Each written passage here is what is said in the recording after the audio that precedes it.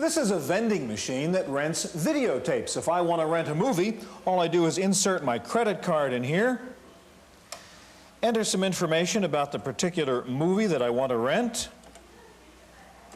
and if everything goes well, in just a second or so, my movie pops out of the machine. But this is also a terminal on a computer network, and it has the same problem as most computer networks. Lots of terminals, lots of users, and the need to control access to the software. So it has certain security systems built into this computer network. Today we take a look at PC network security on this edition of the Computer Chronicles.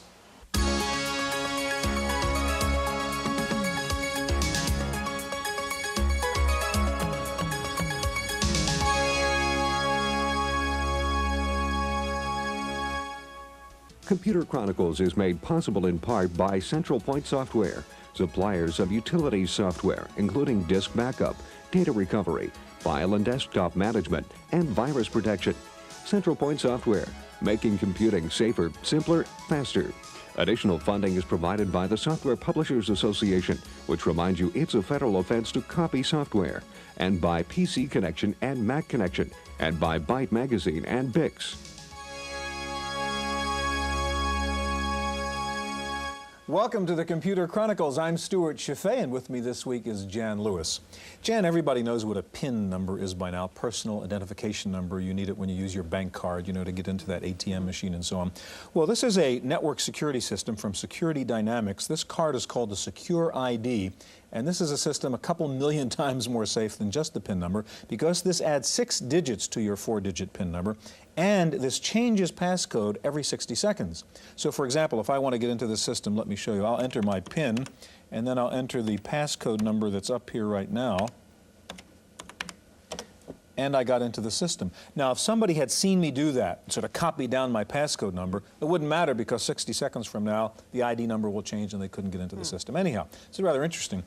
In talking about PC network security, it seems to me there's a tug-of-war going on here. In a way, you want it to be very difficult for people to get into that network. On the other hand, you want it to be easy for people to use the network. How do you balance those two interests? It's a very hard balance. It's the balance really between security and the autonomy that the personal computer has brought to people. In some applications, like financial, it's very clear that security has to win out.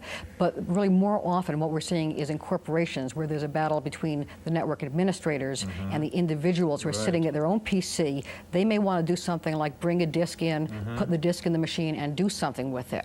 On the other hand, the network administrator doesn't want that. They say, give me the disk, we'll virus check it, we'll do everything we need to do, and we'll control it.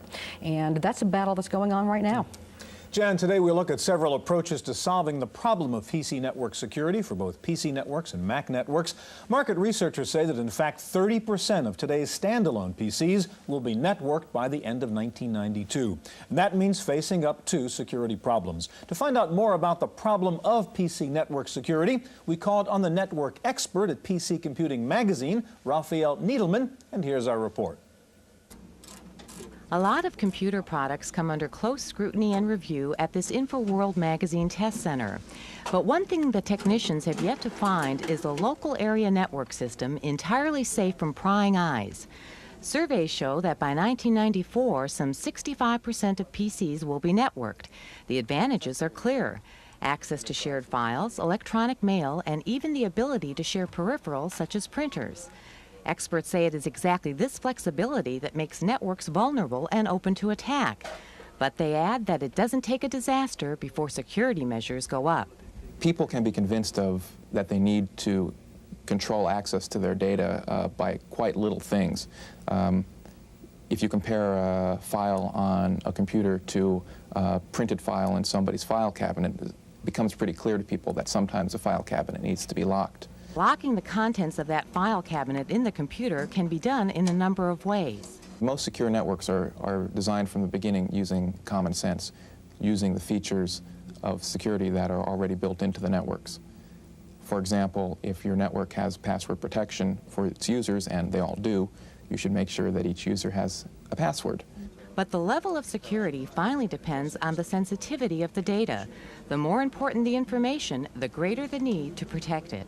Implementing network security is like buying insurance. It is at first appears like shoveling money and resources down a hole until you really need it, when all of a sudden you've saved the day. For the Computer Chronicles, I'm Susan Chase.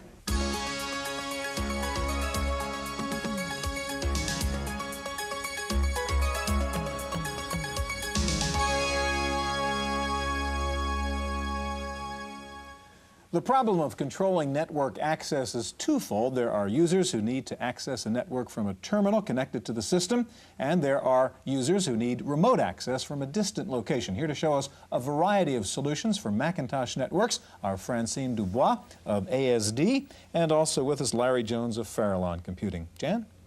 Larry, there's a lot of talk about computer security. A recent survey that I saw showed that 91% of the top executives of companies were concerned about network security, but only something like 65% of them actually had a program in place to take care of it. What do you see as the dynamics in that market and how that's happening? We're seeing a great increase in the requirement for security, and at the same time a great increase in the demand for things that might break security. So for instance, the dial-in product that we're going to show today offers a lot of opportunities for people, unauthorized users, to gain access to an internet.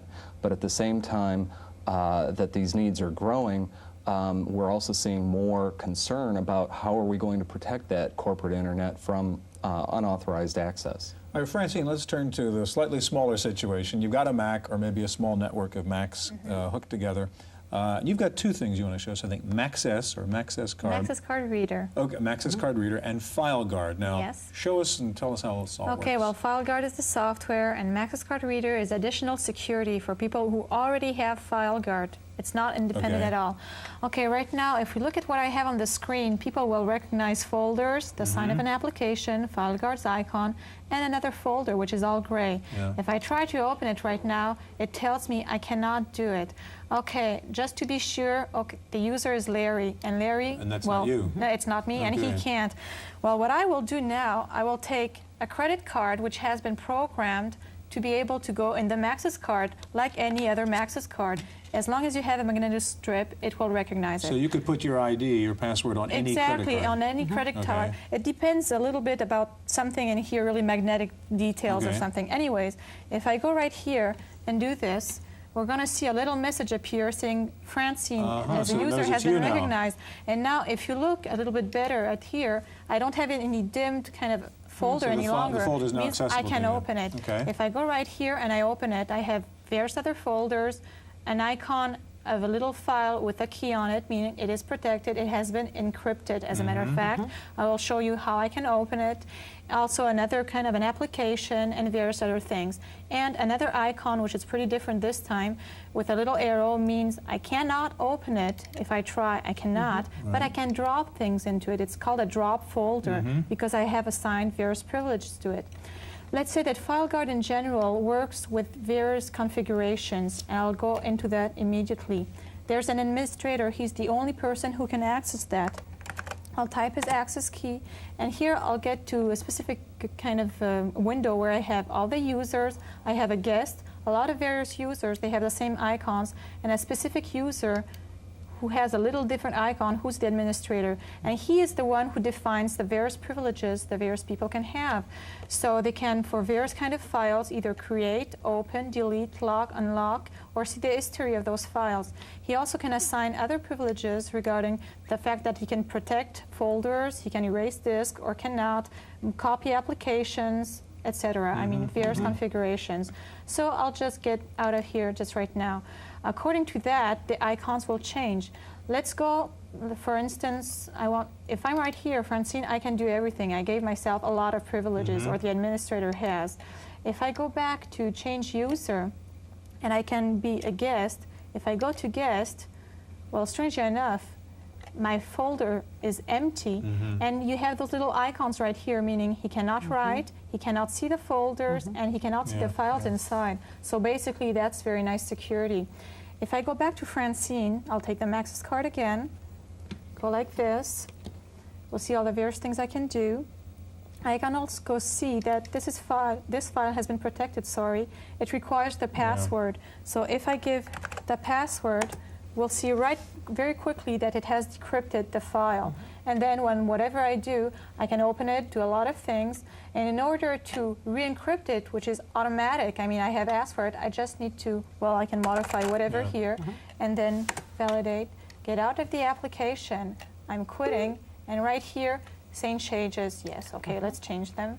And it re-encrypts it automatically. Francine, I need you to turn the Mac over to Larry now, because I want to take a look at the other situation, which is, say, the guy working at home or whatever wants to access the corporate network through a telephone line. How does PhoneNet provide security in that situation? The Liaison product is an AppleTalk router that allows a Macintosh to connect across a modem link to a remote local area network. So it's as if I picked up my Macintosh, drove it across town, and attached it to the local area network. I have full access to all the services that I would normally have at my remote network, such as printers and file servers and that sort of thing. So to access a network, you use the chooser in the Macintosh. So we'll select the chooser and open it up. And here's the Liaison icon. I select Liaison and it gives me an address book. I want to dial into the Farallon corporate network, so I'll press the dial button, and it asks me to enter the password connected with this account. And it's now placing the call to the Farallon network. Now, at Farallon, we're quite security conscious about who we allow access to our network, and so we use a feature called dialback. What dialback does is, as soon as the remote end at the network server finds out who is calling, it drops the phone line. Once it knows who's calling, it looks into its database of authorized users, finds out whether I'm an authorized user, and picks the phone number attached to that record. Yeah, we can see what's going on the screen now. It's made the call, and now it says it's waiting for a return call back from the network server. Now, what's going on at the other end right now? What it's done is look into the Liaison database, which has been set up by the network manager, and our network managers control who has access to our corporate internet. And the thing about dial-back security, and what you can hear now, is that we're receiving that call back from our... And it found your number in its directory. It found our name and number and called us back. And the big difference is that password security lets the network manager control who is dialing into the network. But the added advantage of dial-back security is that it lets them know where it is they're calling from. So if an unauthorized user is trying to access our corporate network, they would have to come actually back to my home to receive this dial-back call, which is obviously quite a difficult feat. Now, what if you want to give someone access to the network, call them back, but only give them access to certain files, let's say, or certain portions of what you have on that disk? One of the things that Liaison allows you to do is it allows the network manager to control who gets access to specific portions of the network. So for instance, at Farallon, one of the things that we do with Liaison is give our customers a dial-in account. So they can dial in, get technical updates, get technical information, but they have access to only one specific server on our internet. So our network managers can feel comfortable about the security of our internet while still serving our customers and giving them the service that they need. Larry, Francine, we're out of time. Thanks very much. Well, perhaps no single person has publicized the problems of global network security more than Cliff Stoll, author of the best-selling book Cuckoo's Egg, about his effort to track down a network intruder. We visited Cliff at his home here in Berkeley, California. 4 years after he uncovered a ring of German hackers, Cliff Stoll says he is still busy answering letters and giving speeches on computer security. The international computer break-in he discovered at the Lawrence Berkeley lab, he says, has continued to have a profound effect on the industry. People are auditing their computers more often. They're watching to make sure that their systems aren't left wide open.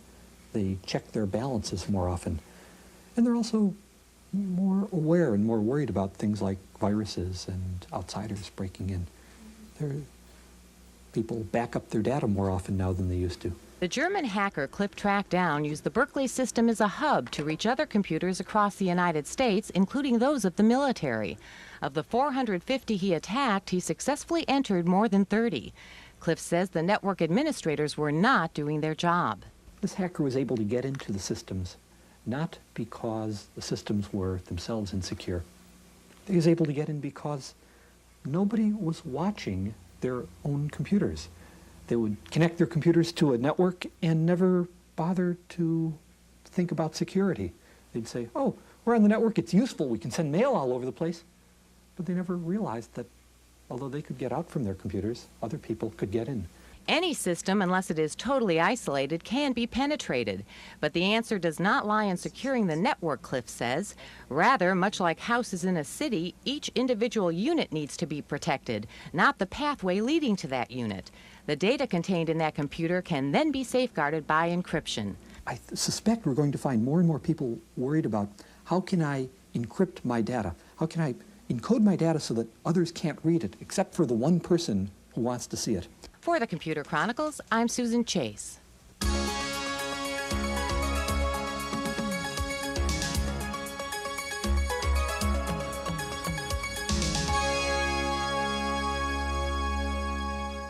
There are other aspects to network security besides just access control, such as virus protection and control of software use. To show us some more security solutions, we have with us Bob Lewis of Brightwork Development and also Jim Bidzos of RSA Data Security. Jan?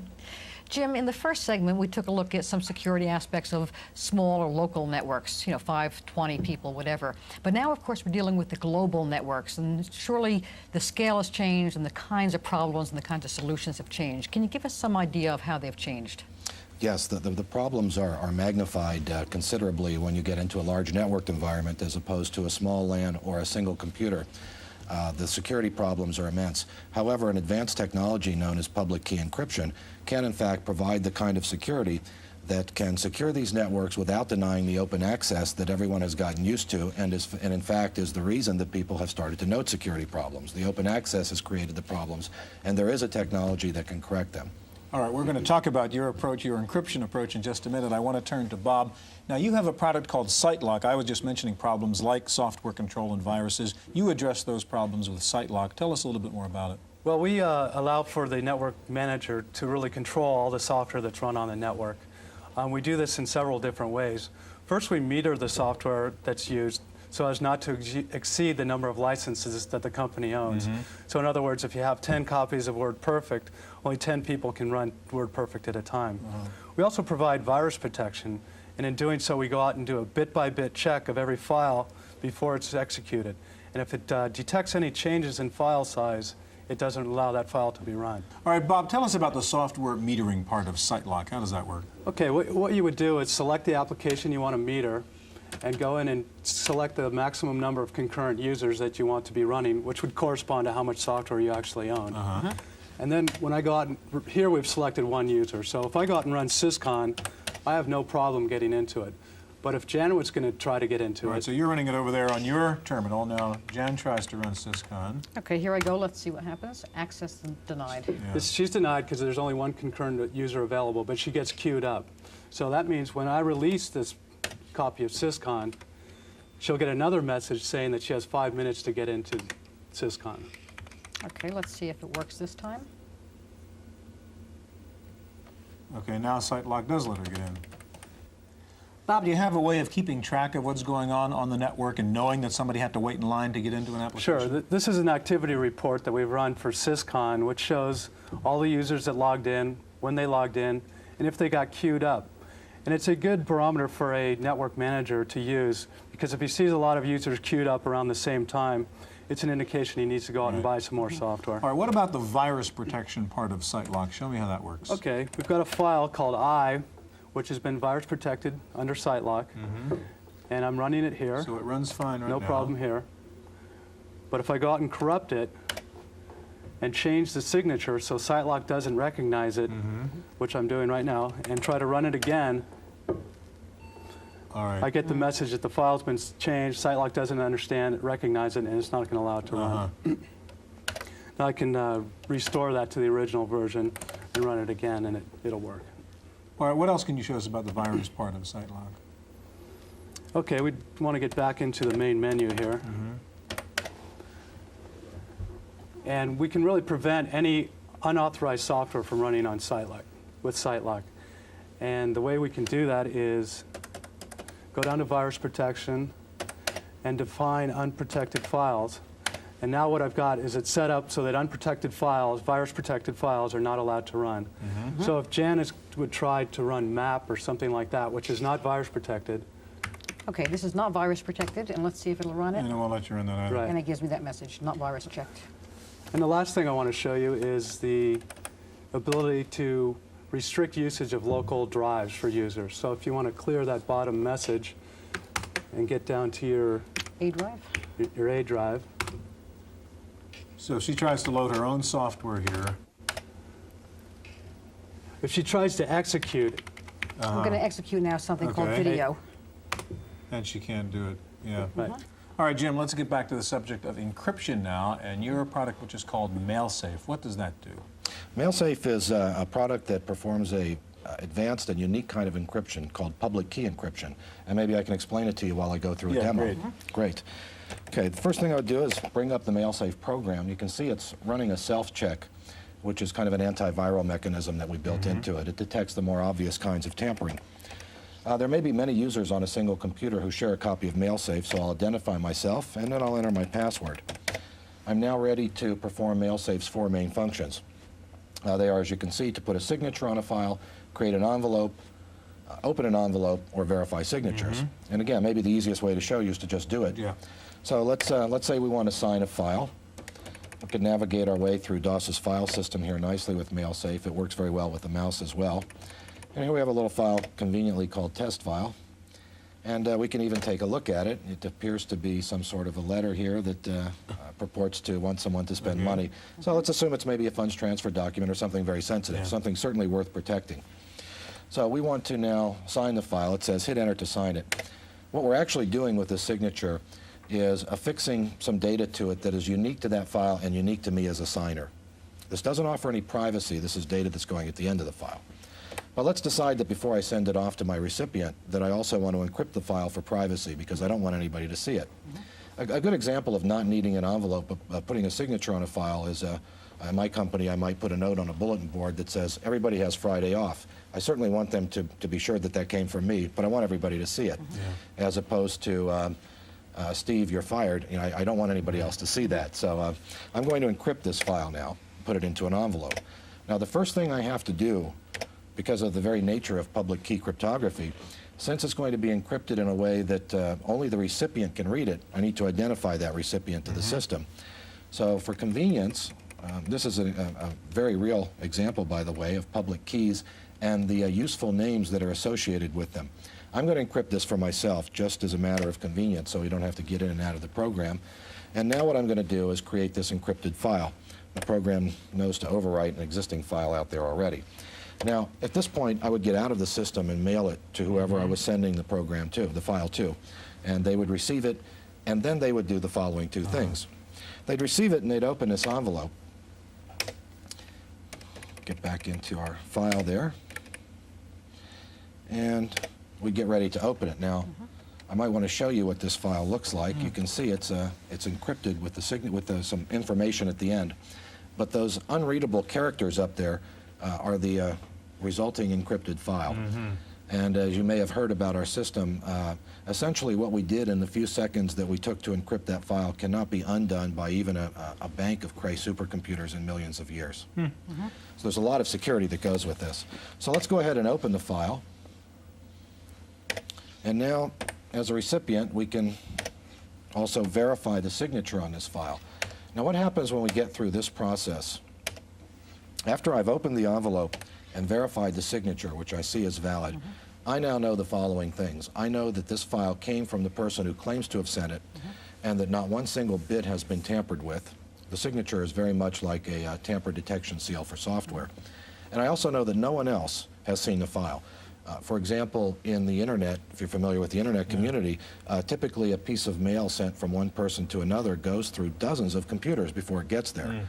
And the operators of these computers are, I'm sure, trustworthy people, but Curious people. We have only a little bit of time left, and I think, Jan, you had a question about the users of this. I'm wondering who is going to buy this? Is this individuals who buy it, or is it the government who buys it? Who's this for?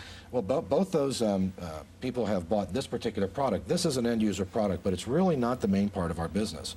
What our company really does is essentially work with large computer systems manufacturers, operating systems companies, to get this integrated into their computers.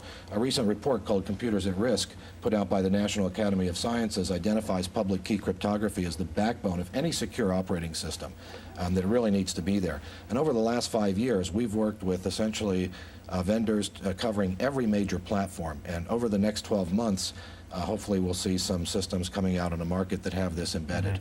Jim, in 15 seconds or less now, I know the National Security Agency is a little bit unhappy about what you're doing. Why would that be? Governments in general are very concerned about privacy technology. All governments around the world, not only the U.S. government, but all of them do treat this as military technology, and it's a controlled commodity. It also threatens the intelligence missions of government agencies around the world. Interesting. Gentlemen, thank you very much. That's our look at PC network security. Stay tuned now for this week's Computer News.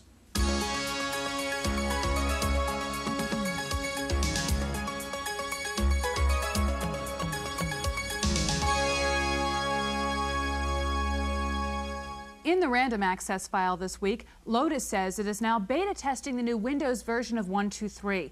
The company says it normally takes 3 to 6 months before all the bugs can be worked out, but it hopes to have the new Windows version of 1.2.3 on the market by the summer. Symantec has brought out a new low-cost word processor called Just Right. The company claims its new product packs all the power of the much pricier competitors. Just Right runs under Windows, and one of its main features is its ability to automatically import or export files from other word processors. Just Right also offers network file locking and a complete messaging system on any Windows-supported network. Just Right will sell for just under $200. IBM says it's cutting the cost of the one-time license fee for OS/2 version 1.3. The announcement comes just as Big Blue is gearing up for the official release of OS/2 version 2.0. With the price cut, the standard edition of 1.3 will cost $150, down from $340, and the extended edition will sell for $690 instead of $830. Taking a look at this week's top 10 software titles for the Macintosh, Mac Connection reports that After Dark is in the #1 position with Sam in second. Third is KidPix, followed by Mac Utilities and Microsoft's Word. Rounding out the top 10 are Adobe Type Manager, Managing Your Money, Disk Doubler, Quicken for the Mac, and Excel. Tandy has introduced a new 286 home computer that will come bundled with a variety of home management applications. The 1000 RLX is a 10 megahertz machine that features 1 megabyte of ROM, VGA graphics, a 3.5-inch floppy disk drive, and a PC-compatible expansion slot. The basic model of the new Tandy computer will sell for just under $800. A hard drive is optional. And finally, don't leave home without it. Contech International has come out with a computer pointing device the size of a credit card that fits easily into your pocket. The Pocket Pad is a touch-sensitive input device, and it features a row of buttons on one side for easy command input.